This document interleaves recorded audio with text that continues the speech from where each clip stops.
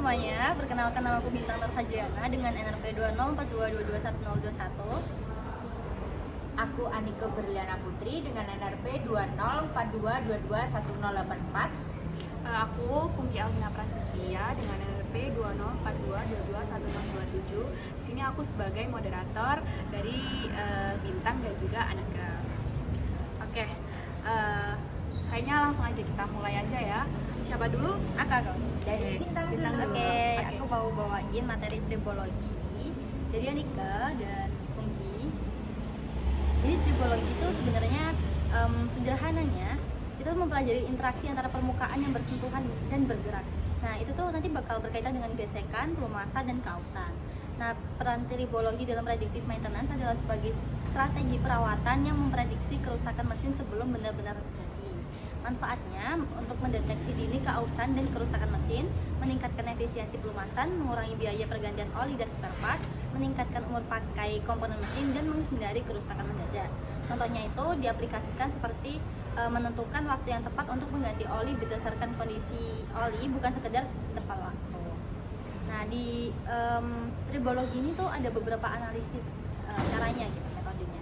Yang pertama ada oil analysis test. Yang pertama itu yang oil analysis test itu merupakan menilai kondisi oli yang digunakan dalam mesin. Dari hasil analisis dapat diketahui apakah oli masih mampu melindungi komponen atau perlu diganti. Nah, tapi teknik ini tidak langsung menunjukkan kondisi mesin, tetapi dapat memberikan indikasi awal adanya keausan. Yang kedua tuh ada metode yang namanya wear particle analysis. Metode ini tuh kayak memfokuskan pada analisis bentuk, ukuran, dan jumlah partikel logam dalam oli pelumas. Dengan mempelajari karakteristik partikel tersebut dapat memprediksi kemungkinan kerusakan pada mesin. Yang ketiga ada ferrografi, susah kali. Ferrografi itu tuh kayak metode pemisahan partikel menggunakan medan magnet khusus untuk partikel logam ferromagnetik.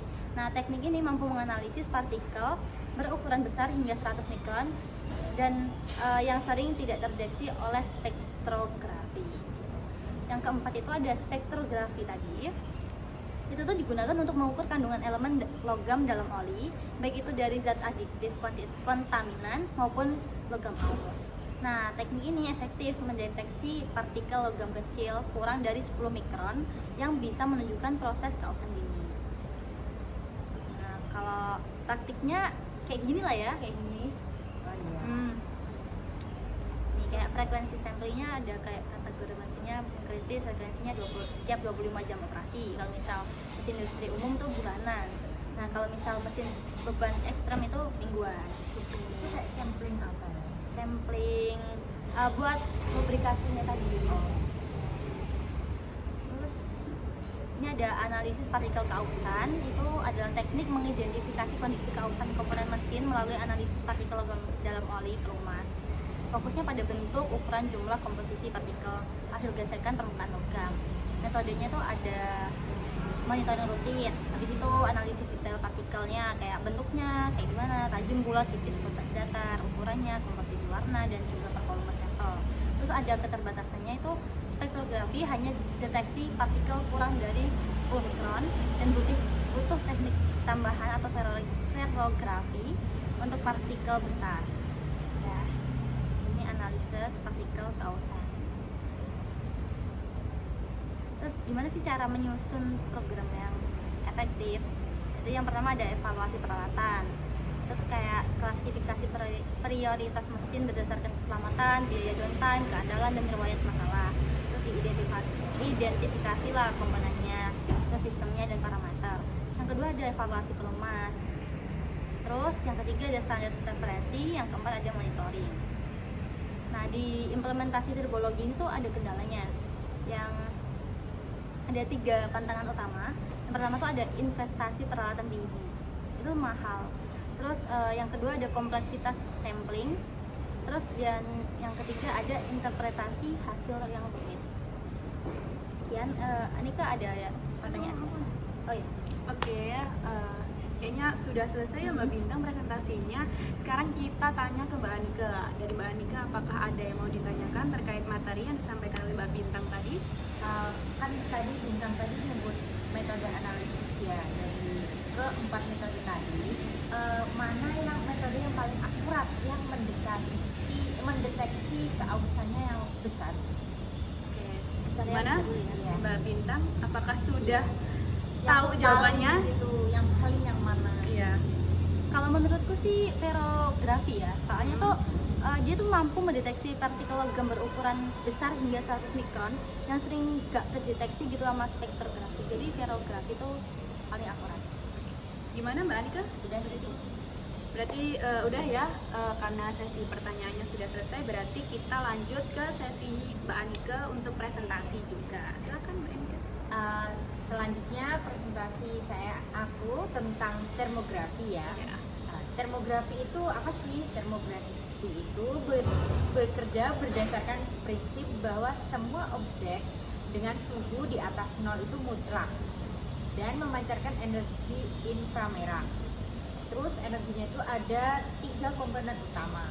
Yang pertama ada energi yang dipancarkan, terus yang kedua ada yang dipantulkan, yang ketiga ada yang ditransmisikan. Selanjutnya ada tipe-tipe infrared di instrumen. Yang pertama itu ada termometer infrared, yang kedua ada light scanner, yang ketiga ada infrared imaging. Apa ya bacain? Iya sih Kak.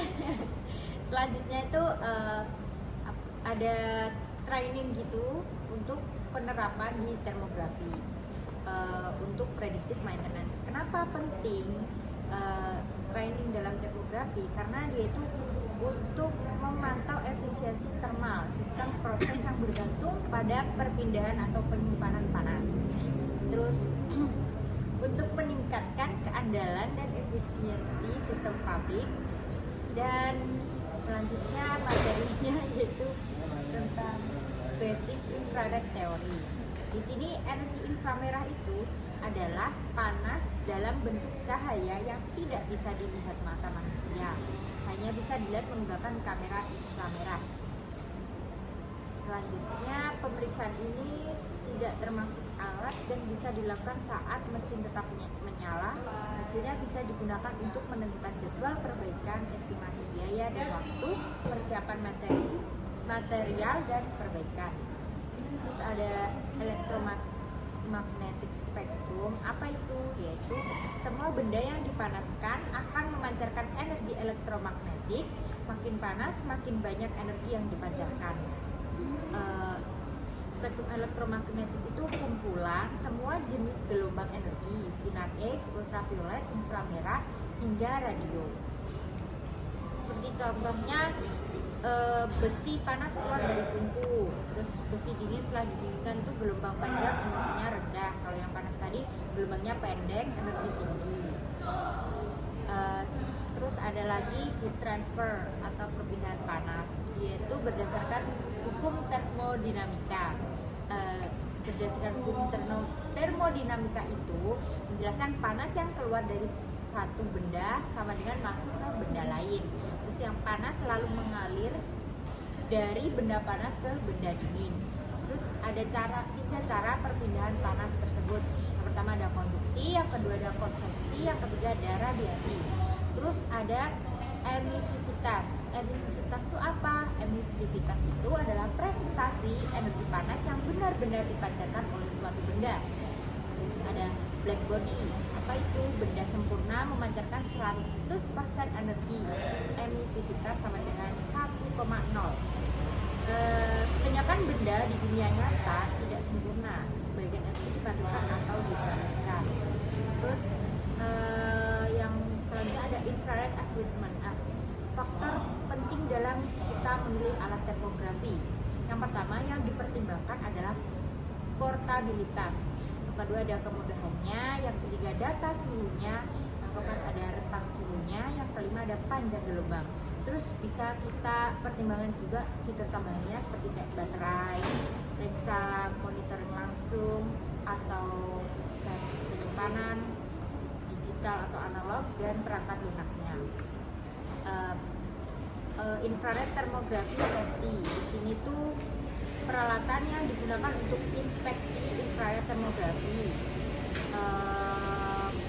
Tahapan aturan dasar yang harus diikuti itu yang pertama ada selalu mematuhi aturan keselamatan kerja di pabrik. Yang kedua ada memberitahu petugas jika di area sebelum masuk dan melakukan pemeriksaan. Terus minta teknisi listrik yang berpengalaman dari atas untuk membuka dan menutup panel listrik. Selanjutnya ada infrared scanning procedure, yaitu yang memiliki tujuan dari inspeksi menggunakan inframerah untuk menemukan dan mendokumentasikan masalah pada sistem kelistrikan atau mekanikal hasil dari inspeksi. Jadi disediakan dalam bentuk yang mudah dimengerti. Terus ada lagi types of infrared problem, jenis masalah umum yang biasa terdeteksi. Yang pertama ada kelonggaran mekanis, misalnya sambungan kabel yang longgar. Terus yang kedua ada kerusakan komponen, misalnya itu secret terlalu panas. Yang ketiga ada masalah beban tidak seimbang. Terus biasanya objek yang biasa dipindah itu ada panel listrik, ada motor lebih dari 25 HP, transformator, isi minyak dan kering, kapasitor, switchgear, kabel dan sambungan, fuse dan udah itu sih dari materi termografi yang aku bawakan hari ini. Oke, dari Mbak Bintang sendiri apakah ada yang mau ditanyakan ke Mbak Anika? Tadi aku nyatet sih pertanyaannya. Apa sih dampaknya kalau nilai emisivitas ya tadi? Emisivitas itu diabaikan, emisivitas itu diabaikan saat melakukan pengukuran suhu dengan kamera infrared. Pastinya kan kalau kita mengabaikan sesuatu, pastinya hasil pengukuran itu bisa tidak akurat ya, karena kan suhu yang terbaca itu bisa lebih tinggi atau lebih rendah kan dari suhu yang sebenarnya. Jadi bisa menyebabkan diagnosis yang salah dalam pemeliharaan tersebut, seperti mengira ada kerusakan atau tidaknya itu kayak susah gitu. Jadi perlunya emisivitas itu sangat penting untuk proses prediksi. Cukup Mbak Anika? Dari Mbak Bintang cukup? Oke, sepertinya sudah selesai penyampaian materi yang disampaikan oleh Mbak Bintang dan juga Mbak Anika tadi. Ya, kita langsung tutup aja ya. Iya. Terima kasih dan sampai jumpa. Sampai jumpa. Terima kasih.